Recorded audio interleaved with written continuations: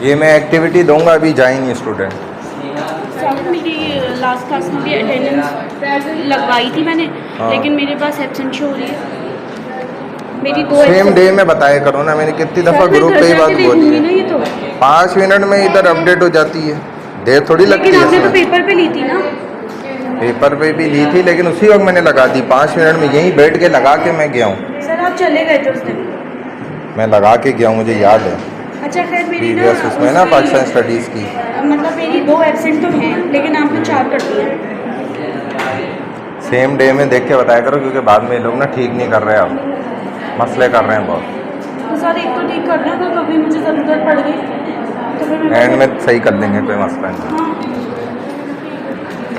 अभी आप पढ़ा रहे हैं और ये एक्टिविटी भी देनी है आप लोगों को ना अभी। हैं? अभी तो कोई इसकी है ये तो अलग है, हाँ ना, ये तो अलग चीज़ है, ये कराना है, ज़रूरी है, क्या करें। सर इतना मुझे तो आप ऑफ कर देते हैं। भाई आपको जाने चली जाओ, मेरा टाइम नहीं ज़ाया करो, बस जाने चली जाओ, मुझे नहीं बोलो। अच्छा जी, अल्हम्दुलिल्लाह वहदा वस्सलातु वस्सलामु अला मल्ला नबिय्य बाद अम्मा बाद फ़ाऊज़ु बिल्लाहि मिनश शैतानिर रजीम बिस्मिल्लाहिर रहमानिर रहीम हम्दन कसीरन तय्यिबन मुबारकन फ़ी रब्बि इश्रह ली सदरी व यस्सिर ली अमरी वहलुल उक़दतम मिन लिसानी यफ़क़हू क़ौली रब्बी यस्सिर वला तुअस्सिर वतम्मिम बिल खैर व बिका नस्तईन या फत्ताहु या फत्ताहु या फत्ताह। प्रीवियस टॉपिक जो था ना हमारा, वो था जो हमारी खारजा पॉलिसी होती है, फ्रेंडली हमारे रिलेशंस होते हैं पूरी दुनिया में तमाम कंट्रीज़ ममालिक के साथ, उस पर हमने बात की थी। अब ये पाकिस्तान जियो फिज़िकल फ्यूचर्स है। एक तो पाकिस्तान जियोग्राफी होता है और दूसरा पाकिस्तान जियो फिज़िकल फ्यूचर्स होते हैं। यानी कि जियोग्राफी, इसको आप आसानी से यूँ समझ सकते हैं कि जो हमारी सरहदों की हदूद है, और फिर मुल्क के कंट्री के अंदर भी बात सरहदें होती हैं, सूबा वाइज जो है ना सेपरेशन होती है, फिर डिस्ट्रिक्ट्स अलग बने हुए होते हैं, उनकी हदूद होती है। आप हत्ता कि ये भी देखते हैं भाई जहाँ तक हदूद है फ़लाना थाना और ये हदूद ख़त्म हो गई, वो अपनी हदूद के बाहर का केस जो है ना नहीं लेंगे।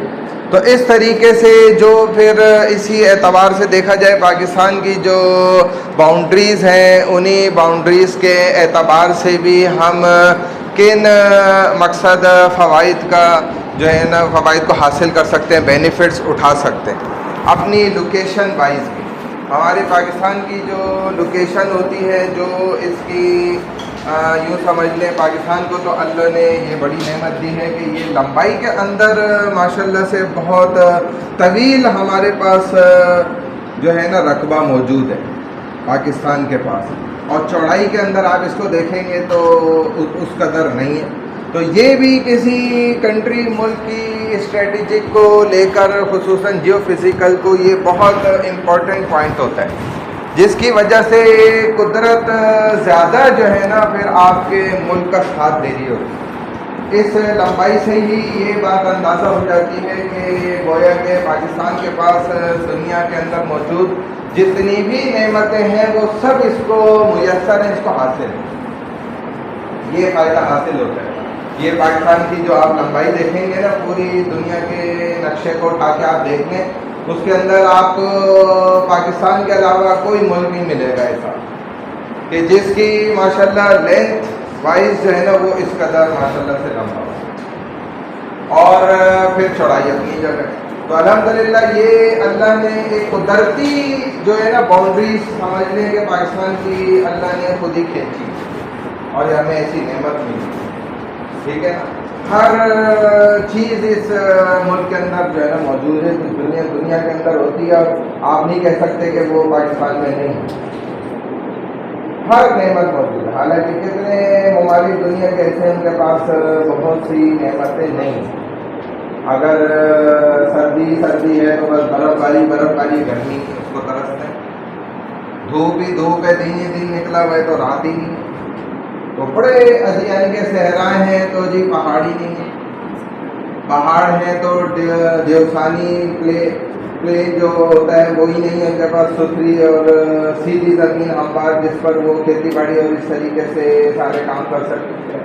तो कई सारी अब पाकिस्तान के पास अल्हम्दुलिल्लाह सब नेमत है, हत्ता कि कहते हैं कि पाकिस्तान की जो सबसे खूबसूरत जगह है उसके अंदर तो समझ लें दुनिया के अंदर जितनी चीज़ें नेमतें हैं ना नेचुरली कुदरती, वो सब उस एक जगह में अल्लाह ने जमा कर दी, इकट्ठी कर दी, और बहुत से लोग उस जगह को जानते हैं, उसको उनको नाम ही नहीं पता, हालांकि पाकिस्तान के अंदर मौजूद है। Strategic significance, administrative division, strategic. अच्छा, ये दो बातों पर यहाँ पर हम जो है ना बात करेंगे। एक तो पाकिस्तान के रकबे पर देखें, लोकेशन वाइज पाकिस्तान जो है वो दुनिया के ऐसे पिन पॉइंट लोकेशन पर अल्हम्दुलिल्लाह बना हुआ है कि जो पूरी दुनिया का, या यूँ कहा जा सकता है कि मेजॉरिटी ऑफ कंट्रीज़ का गेटवे है, यानी कि इसको बगैर बजाए या इसको क्रॉस किए बगैर एक बड़ी तादाद में ममालिक अपनी तिजारत, बिजनेस और सनतकारी और बड़े काम वो कर ही नहीं सकते। ये उनके दरमियान का एक रास्ता है, जैसे एक टूल होता है ना, आप देकर फिर निकलते हैं। तो पाकिस्तान भी फिर अपनी इस स्ट्रेटेजिक का अल्हम्दुलिल्लाह भरपूर फ़ायदा उठाता है, चाहे वो उसकी फ़िज़ाई हदूद हैं या उसकी बर्री हदूद हैं या बहरी यानी कि समंदरी हदूद हैं। तो वहाँ से अब जो भी चलेगा, गुजरेगा, इस्तेमाल करेगा उसको, और ये शॉर्ट वे है। चाइना ने जैसे अल्हम्दुलिल्लाह इसको भरपूर फ़ायदा उठाया, ईरान ने इसका भरपूर फ़ायदा उठाया, अफगानिस्तान ने उठाया, हिंदुस्तान ने अपनी ही कमज़ोरी की वजह से इसका बेनिफिट नहीं उठा सका, लड़ाइयों में ही लगा। और जबकि पाकिस्तान ने कभी भी फर्स्ट अटेम्प्ट नहीं किया, आप जानते हैं। तो बहरहाल ये पूरा पाकिस्तान का आपको जो है ना सारा उसका लॉन्गिट्यूड और दूसरा क्या होता है,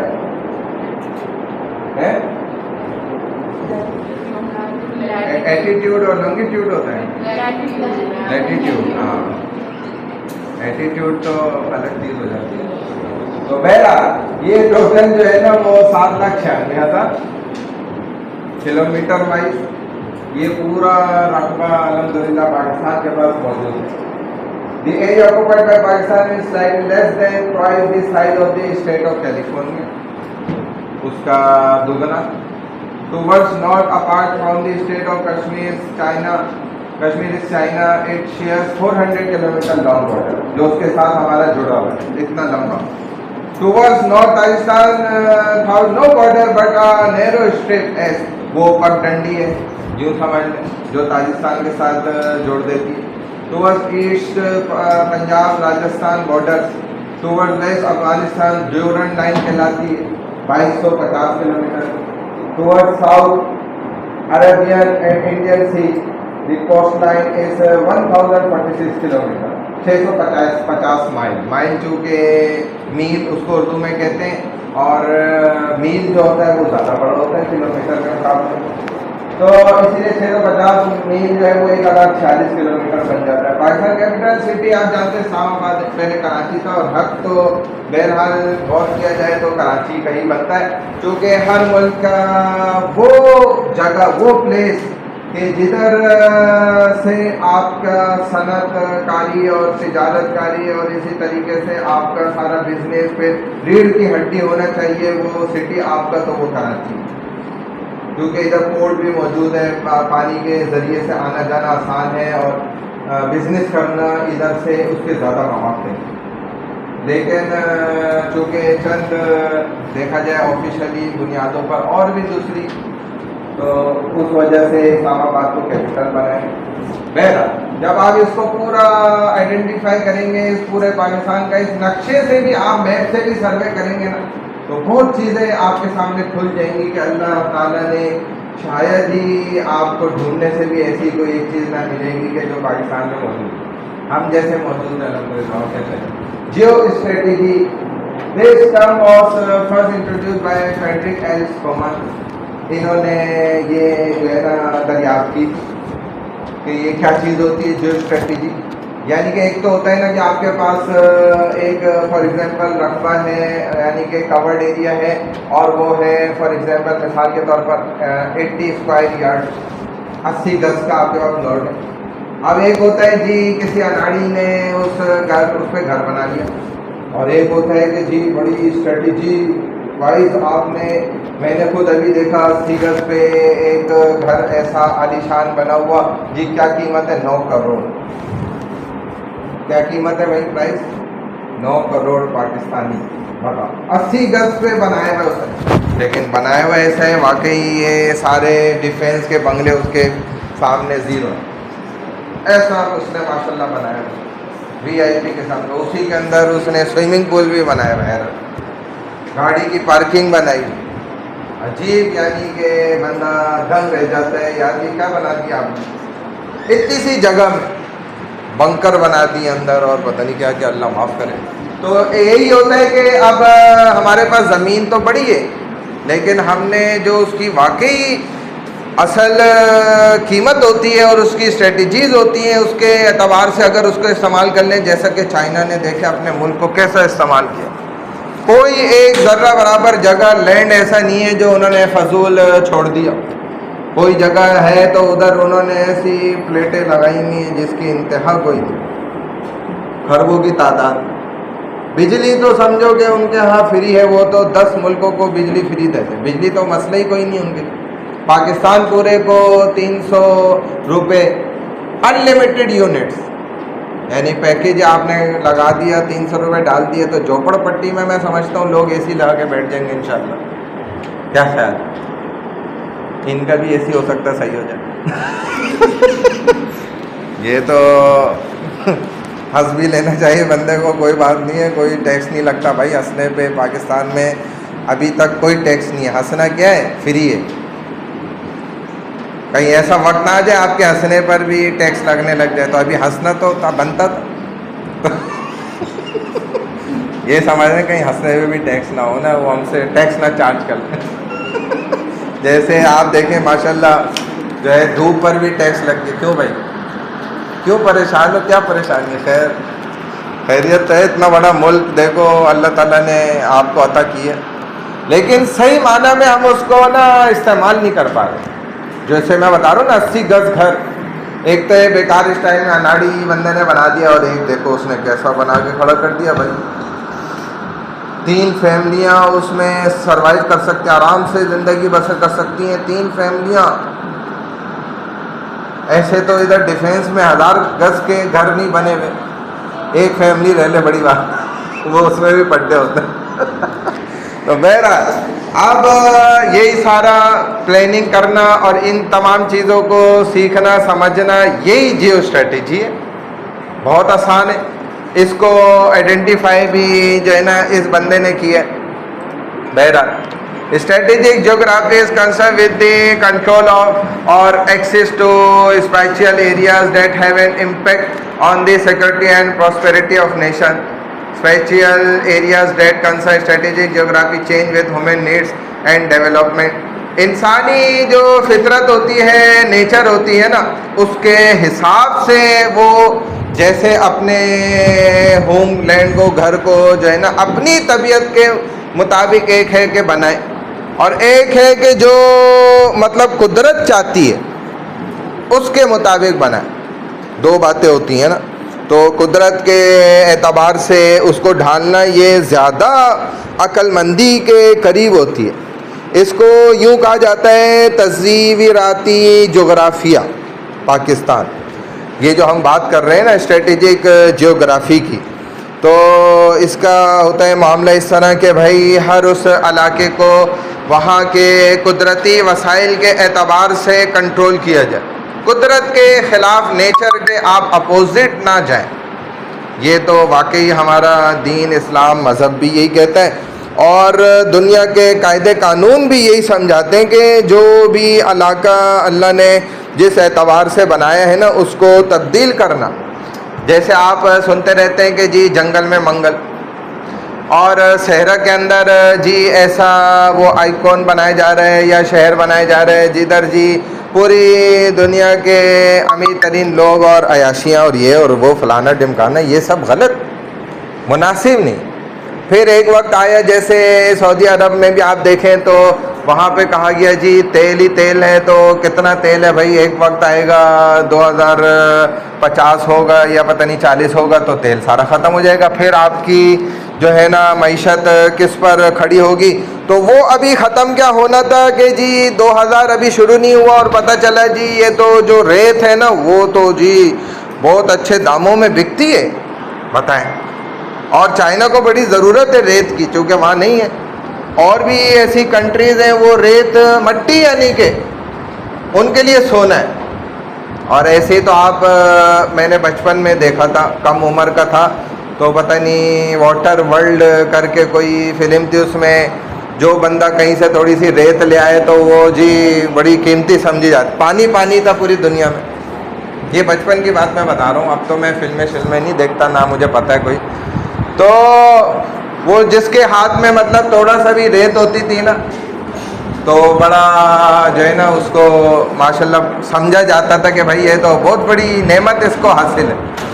जैसे आजकल किसी के हाथ में हीरे जवाहरात हो तो नेमत समझे वो, यानी बाकायदा कीमती चीज़ों पे उस वक्त खाने की लड़ाई होती थी, खाना नहीं मिलता था। हत्ता कि इंसान बेचारा वो अपना बोल करके उसी को मतलब मशीनों से घुमा फिरा के फिर पीता था। पानी पीने का नहीं मिलता था इतनी आसानी से, फल पौधे फूल ये चीज़ें नहीं मिलती, नज़र ही नहीं आती थी, और जंग सारी इस चीज़ की थी। तो रेत भी हमको पता चला जी अच्छा ये तो सोने के भाव बिकती है माशाल्लाह।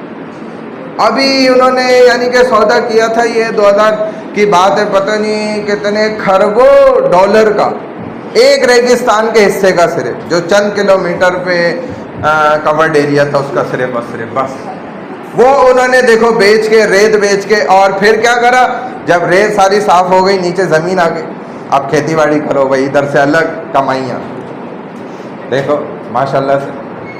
तो ये ना आप समझें कि आप भी बल्कि चले जाए ना कब्रिस्तान, ये ऐसे ही मैं कह रहा हूँ, हकीकत में नहीं कह रहा, ऐसा कर लेना। या आपको बिजनेस नहीं दे रहा, वरना वैसे ही बिजनेस है, जो समझदार है वो समझ जाएगा, जिसने नहीं समझना वो समझने के बाद भी नहीं समझेगा। तो वो कहते हैं जी बाबा जी के कब्र पे चले गए, वहाँ से मट्टी जमा की और पैकेटों में थोड़ी थोड़ी डाल के, और जी यहाँ बैठ जाओ आप भले ये फुटपाथ पे, और बोलो जी ये बड़े बुजुर्ग की बरकत है, ये बड़े बुजुर्ग की कब्र की मट्टी है, ये कोई मामूली बुजुर्ग नहीं है। वाकई इंसान तो कोई मामूली नहीं है। लक़द ख़लक़नल इंसान फ़ी अहसनी तक़वीम। सूरज चांद क्या इंसान के सामने, अल्लाह ने फरमाया जिस ढांचे में हमने इंसान को बनाया वो सबसे बेहतरीन और आला है। तो ये तो इंसान ही इतना आला है, बुजुर्ग की तो बात ही अलग है, उससे तो अल्लाह को भी शर्म आती। दाढ़ी उसकी जब देखते हैं, जब ना हो तो वो अलग मसला है।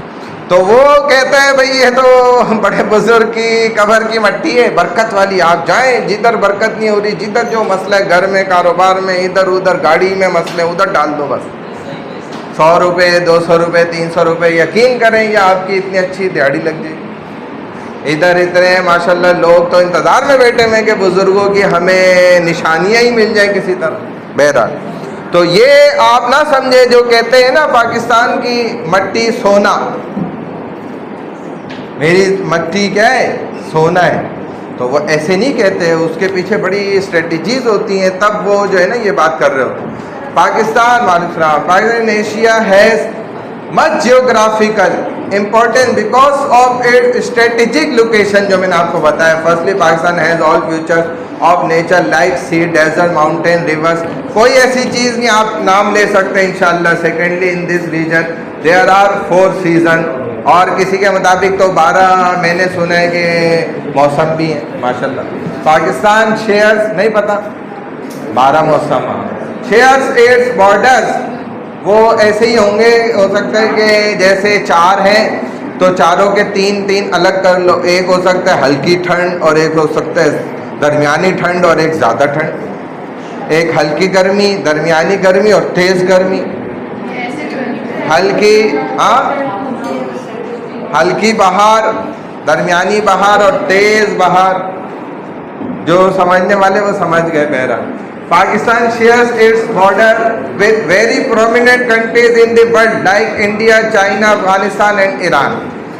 Landlocked countries don't have route for the transportation of goods by sea, therefore Pakistan also provides sea transportation to some countries.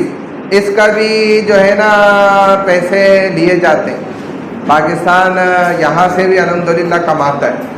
तो इंटरस्टाइली पता नहीं क्या है। Pakistan is a Muslim country and it's located in the chain of the Muslim countries, therefore it's also known as centre of Muslim world. जो मैंने आपको starting में बताया, ये सारी बातें मैंने आपको इन शॉर्ट वे बताई हैं कि पाकिस्तान गेटवे है, इसको खटखटाए बगैर, यहाँ से गुजरे बगैर किसी का काम नहीं चल सकता। जब आप पूरा दुनिया का नक्शा उठा के देखें, पाकिस्तान इस तरफ बीच में, अब इस तरफ जितने भी मशरिक़ की जानिब कंट्रीज़ हैं, फिर मगरिब की तरफ हैं, ये आपस में तिजारत इसको क्रॉस किए बगैर कैसे कर सकते हैं? और अगर इसको पास करने की कोशिश करें तो वो इतना लंबा उनको रूट पड़ेगा कि फिर तिजारत करना आसान नहीं है, फिर वो तिजारत करना बड़ा मुश्किल काम हो जाता है। समझ गए? Geo strategic importance of Pakistan, इसको कोई पढ़ लो। हाँ, 2:15 तक है, हम अभी कर लेते हैं, 2 मिनट में मैं बता दूंगा। चले भाई, geo strategic importance of Pakistan. Pakistan की जो स्ट्रेटेजिक अहमियत क्या है कि ये अजीम ताकतों के करीब मौजूद है, एक बात तो ये। दूसरा, ये वस्ती एशिया का गेटवे भी है, और 3rd नंबर पे ट्रांजिट इकोनॉमी के तौर पर ये बड़ी अहमियत का हामिल भी है। फिर मुस्लिम ममालिक की जंजीर की ये अहम कड़ी भी है। इसके साथ चीन का मशरिक़ वस्ता से राब्ता, बहीर अरब और बहरे हिंद में हिंदुस्तानी तसल्लुत को कम करने का ज़रिया भी पाकिस्तान ही बनता है। अगर दरमियान से आप पाकिस्तान को हटा दें तो फिर ये बहुत ज़्यादा देखा जाए तो दुनिया के लिए भी मामलात ख़राब होने का ज़रिया भी है, क्योंकि जितने कंट्रीज़ ऐसे हैं वो इस जानिब हैं मशरिक़ की तरफ, और जो मगरिब की तरफ है, ये आपस में जब डायरेक्टली हो जाएंगे ना तो उससे दुनिया के मुसलमानों को बहुत बड़ा ख़तरा है। इंडिया, अगर आप क्या समझते हैं कि हिंदुस्तान जो है ये अगर चाइना के साथ डायरेक्ट हो जाए, ईरान के साथ हो जाए, फिर इधर अफ़गानिस्तान के साथ हो जाए, जितने भी कंट्रीज़ हैं, तो ये खुसूसन स्पेशली मुसलमानों के लिए, दुनिया के जितने भी मुसलमान हैं उनके लिए बड़ा ख़तरनाक मामला हो जाए। वो बच्ची क्या कर रही हैं, वो पीछे जो बैठी हैं, आप ही को कह रहा हूँ, मोबाइल यूज़ कर रही हैं, फिर ये पेपर में आएगा तो तुम लिख नहीं पाओगी, फिर फेल हो जाओगे, फिर क्या होगा? अच्छा, proximity of great powers, Pakistan को जो सबसे ज़्यादा चीज़ें ताकत पहुंचाती हैं, सबसे ज़्यादा जो पाकिस्तान को मजबूत करने वाली चीज़ें वो कौन कौन सी हैं कि पाकिस्तान बड़ी ताकतों के एक तो संगम में, जिसको आप कह सकते हैं, रह रहे। पाकिस्तान का वजूद जो है, चाइना इस तरफ कोई मामूली, और ईरान आपने अभी देख लिया, माशाल्लाह आपको तजुर्बा हो गया। फिर इसी तरीके से और कौन कौन से कंट्रीज़ हैं पाकिस्तान के साथ जुड़े हुए? तुर्किस्तान भी है, अफ़गानिस्तान है, और इंडिया तो चलो उससे हमारा इतना अच्छा ताल्लुक़ नहीं है इस वजह से। तो एक जो इसके पड़ोसी है ना आलमी ताकत, रूस भी आप देखें, और दूसरी तरफ जो ताकत है चीन। और इस वक्त अगर ये बात कही जाए कि चीन जो है ना वो ख़तरनाक दुनिया की इस वक्त ताकत बन चुका है, तो ये बात भी गलत नहीं होगी, ये बात सच है। अमेरिका से भी अगर देखा जाए तो चीन ज़्यादा ताकतवर हो चुका है।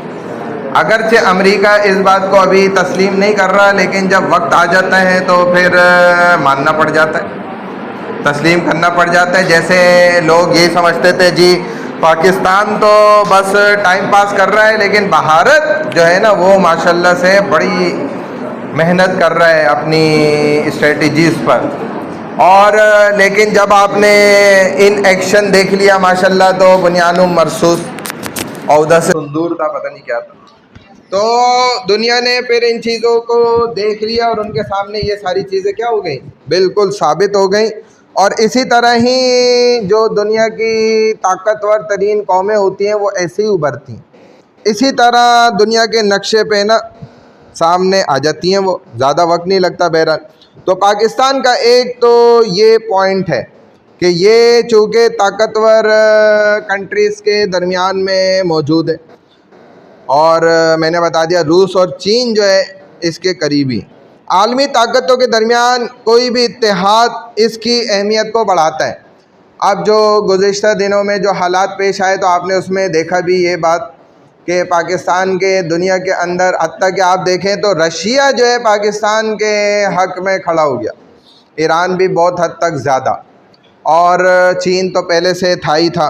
तो इस अंसर के अतबार से भी पाकिस्तान ने 9/11 के बाद भी जो कार्रवाइयाँ की हैं और अमेरिका को अपने एतमाद में लेकर रखा है इब्तदा से ही, तो इस एतबार से भी पाकिस्तान में जो है ना इस खित्ते के अंदर बहुत ज़्यादा अंदरूनी आप देखें तो बड़ी तरक्की हुई है। और गुज़िश्ता चंद सालों के अंदर भी पाकिस्तान को गुज़िश्ता 77 ईयर से ज़्यादा जो है ना बहुत ज़्यादा तरक्की हासिल हुई है, जो ये हालात पेश आए पूरी दुनिया के अंदर उसके एतबार से। और पाकिस्तान के लिए वीज़े भी आप देखें तो कितनी कंट्रीज़ ने वीज़े इनके लिए ओपन कर दिए, इनके लिए आना जाना आसान कर दिया, जबकि दुनिया के और दीगर ममालिक में हालात इस वक्त बहुत गड़बड़ हैं। तो पाकिस्तान ने दहशतगर्दी के ख़िलाफ़ जो एक फ्रंट लाइन में खड़े होकर जंग लड़ी है ना, भले अमेरिका के ज़ोर लगाने पे, लेकिन इससे भी पाकिस्तान को अपने ख़ित्ते में बहुत ज़्यादा अमन चैन सुकून जो है ना कायम करने का मौका मिला। इसके अलावा ख़ित्ते में बढ़ते हुए जैसे चीन के एटमी, ईरान की और इनके अफ़गानिस्तान के हवाले से भी दहशतगर्दी के मामलात, उन पे भी काबू पाया। भारत की मंडी से फ़ायदा उठाया पाकिस्तान ने भी, और उसमें चूँकि अमेरिका की दिलचस्पी भी थी। आज खित्ते का जो सियासी मंजरनामा आपको नज़र आ रहा है, जो पॉलिसियाँ मौजूद हैं इराक़ और अफ़गानिस्तान पर अमरीकी हमले से जुड़ी हुई, इनका भी भरपूर जो है ना पाकिस्तान ने बड़ा डट कर मुकाबला किया। और ईरान का जो जोहरी प्रोग्राम है इसके पीछे भी कहा जाता है कि जी पाकिस्तान का बिल्कुल हाथ है, और हो सकता है उसमें कोई बुराई की बात नहीं है। अगर मुस्लिम कंट्रीज़ हैं, मुसलमान कहीं नहीं साथ देगा तो किसका देगा। और एटम असल तो इंट्रोड्यूस कराए हुआ ही हथियार मुसलमानों का है। सबसे पहले दुनिया में एटम कहाँ से आया था? हाँ पता है आपको? अबाबील से ना, अबाबील से। हाँ, उनकी चोंच में और दो पंजों में जो तीन तीन कंकर थे एटम के, ये कहाँ से आए थे? ये दुनिया के बाहर से अल्लाह ने भेजे, जहन्नुम में से। ये सिज्जील है जो लाखों करोड़ों साल वो पत्थर अल्लाह ने जहन्नुम में ख़ास टेम्परेचर पे जलाया। ये दुनिया में इतनी सख्त आग मौजूद ही नहीं है, आप कर भी नहीं सकते।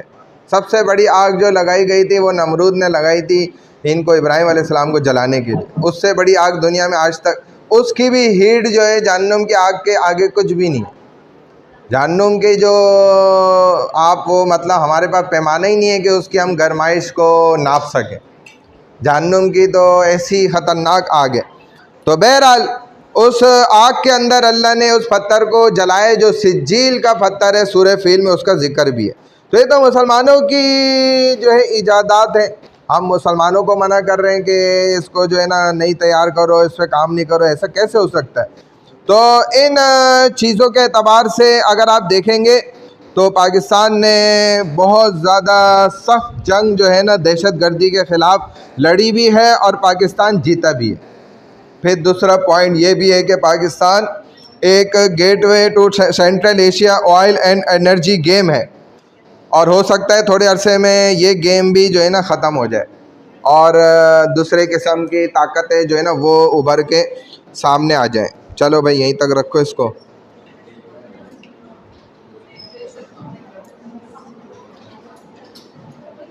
बैठे रहो 2 मिनट ज़रा।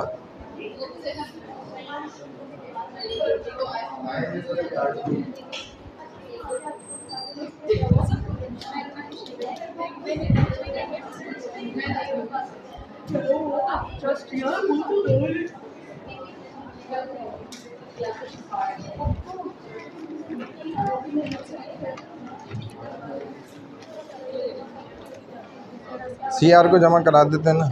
हाँ तो मेरा अटेंडेंस लगा देती कि मैं आज ना मेरे भाई का निकाह है, मुझे वहाँ जाना था इसलिए मुझे लेट हो गई और बाहर खड़ा है भाई भी। अच्छा, हाँ जी। चलो अभी अटेंडेंस कर रहे हैं, लगा रहे हैं। सबको मैंने मैसेज किया था कि सर से बात करनी और मैं इसलिए आई हूँ, टेंशन ना लगे। ठीक है, सही है। तो कैसे लगाएंगे? लगा तो नहीं है अपने साथ नाम लिख कर दे जाओ ना, कहीं लिख के दे दो पेपर में। CR को ही बता दो, मुझे लिख के दे दो या तो, हाँ या लिख के दे दो। अच्छा भाई ये एक तो जो है ना जो हमारे फाइनल के अंदर नंबर होंगे ना वो मेरा ख्याल है 30-35 का फ़ाइनल होगा। बाकी रिमेनिंग कुछ नंबर बाकी रह गए तो उसमें हम ये एक प्रोजेक्ट है ये करते हैं, ठीक है ना, PhD का है ये प्रोजेक्ट। इंशाल्लाह अभी तो मैं थोड़ा सा समझा देता हूँ, बाकी फिर हम इसको ना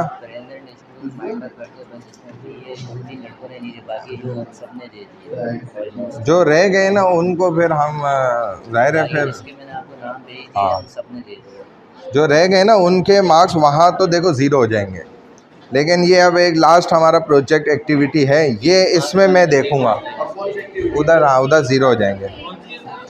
वो मैंने आपको दे दी है ना कोई।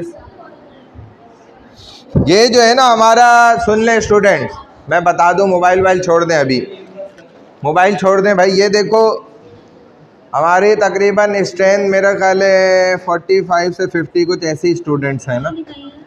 तो ये जो है ना, हाँ नहीं अभी नहीं दिखा रहे, ये आपका पाकिस्तान स्टडीज़ का प्रोजेक्ट है ये, ठीक है। तो ये हमारा होगा तकरीबन, हम कोशिश करेंगे क्लास में इसको कंप्लीट कराएंगे। पूरी एक क्लास हमारी 2 घंटे की जो होगी ना, जो रिमेनिंग आपके मार्क्स हैं वो इससे हम कंप्लीट कर लेंगे। फिर इसका तरीका ये होगा प्रोसीजर कि इस प्रोजेक्ट में ना ग्रुप वाइज हमारे स्टूडेंट्स होंगे और हर ग्रुप के अंदर 5 स्टूडेंट होंगे, 5, ठीक है। अगर कोई एक कम भी हो जाता है तो कोई मसला नहीं है, 4 भी हो सकते हैं, लेकिन होंगे 5 ही। इसके अंदर आपके पास जो है ना थ्योरी बेसिस क्वेश्चंस भी हैं और MCQs भी हैं। मतलब हर ग्रुप को अलग जो है ना असाइनमेंट इसके अंदर प्रोजेक्ट में मिलेगा, डिफरेंट होगा, वो हर 5 का अलग होगा। इसके अंदर मौजूद ही इसी तरह ही है, ठीक है ना, चैप्टर वाइज हैं इसके अंदर। तो हम हर चैप्टर जो है ना वो अलग स्टूडेंट को देंगे और ये इंशाल्लाह एक किस्म की आपकी फ़ाइनल की तैयारी भी हो जाएगी और इसके मार्क्स जितने रिमेनिंग रह गए ना उसमें हम इसको इंक्लूड करके इंशाल्लाह आपके मार्क्स कंप्लीट कर लेंगे। अगर कोई स्टूडेंट इस प्रोजेक्ट में भी नहीं उसने एक्टिविटी करी तो फिर उसके सीपी मार्क्स का मैं ज़िम्मेदार नहीं हूँ, खुसूसन स्पेशली वो स्टूडेंट जिन्होंने प्रेजेंटेशन नहीं दी है। उन्होंने उसमें कोई प्रेजेंटेशन में अगर दी भी है और मैंने उनको कहा है कि भाई ये आप दोबारा से प्रेजेंटेशन दें रिपीटेड, तो वो फिर इन तमाम 35 मार्क्स से वो स्टूडेंट रह जाएंगे फिर। ठीक है, ये हम नेक्स्ट क्लास से इंशाल्लाह स्टार्ट करेंगे। मैंने इसीलिए अभी अनाउंसमेंट कर दी। ठीक है भाई, आपके पास अटेंडेंस सेव है सबकी? मैं अभी उस पर लगा लेंगे ना। ठीक है, चलें, सही है स्टूडेंट, अस्सलाम वालेकुम। हाँ, ये तो मैं दे दूंगा यहीं से ही निकाल के, इसी में से निकाल के दे दूंगा। ये रिमेनिंग जितने भी जिस स्टूडेंट, हर स्टूडेंट के अलग अलग नंबर रह गए। जिन्होंने प्रेजेंटेशन नहीं दी उनके तो 20 नंबर रह गए।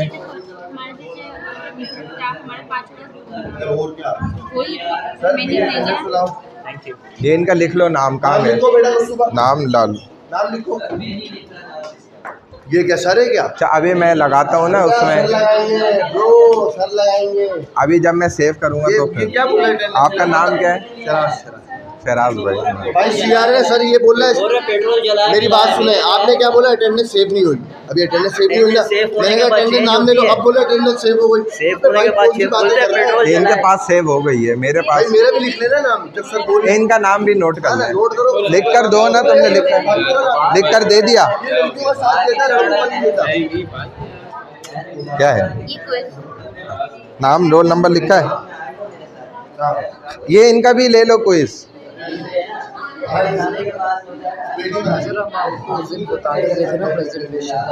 हाँ, ये भी क्विज में रखना। हाँ, प्रेजेंटेशन में बताते हैं ना क्या हमने दी है। आप मुझे दो,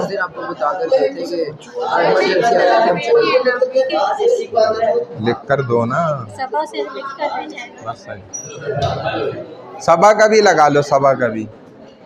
तो आपने प्रेजेंटेशन दी थी? नहीं दी थी ना, वो मास वाले ने दे दी थी उस दिन। तो आप कब दोगे? सर वही तो हम उस दिन आपको बोल के अभी दे दो, है तैयारी? तैयारी है बस। फिर आप कौन, कितने लड़के थे? 2 थे। हम 3 जने थे। मास ने दे दी थी, हम उस दिन आपको बता कर गए थे ना। वो तो ठीक है, बता के तो चलेगा, लेकिन प्रेजेंटेशन तो दो। अब सर नेक्स्ट क्लास में देंगे आपको। नेक्स्ट क्लास में तो हम एक्टिविटी शुरू कर लेंगे। इनका तीनों का नाम भी लिख लो, इनकी प्रेजेंटेशन रिमेनिंग है, मैंने इनको बोला था। इनका नोट कर लो, नाम नोट करा दो तीनों। तो टाइम की बात नहीं हो रही, प्रेजेंटेशन की बात हो रही। प्रेजेंटेशन भी दे दिए वो हमारे पास रिकॉर्ड है। ठीक है, सही है। हाँ जी, हाँ क्या? हाँ जी, सर जिन्होंने प्रेजेंटेशन नहीं दी, क्या आपको मैंने आपको उनके नाम दिए? नहीं नहीं, इन्होंने थोड़ी, मेरे पास तो पूरी लिस्ट बनी हुई है ना, ये सबकी। नहीं नहीं, मेरे पास सबके नाम नोट है ना, सबने रोल नंबर नेम लिखा है ना इस पे। हाँ मुस्तफ़ा, नाम रोल नंबर सबने लिखा है। ये देख लो तुम ना, ये देखो इस तरह से है।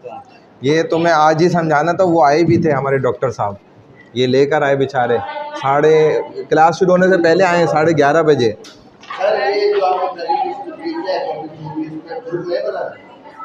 ग्रुप नए बनेंगे इसके। यहाँ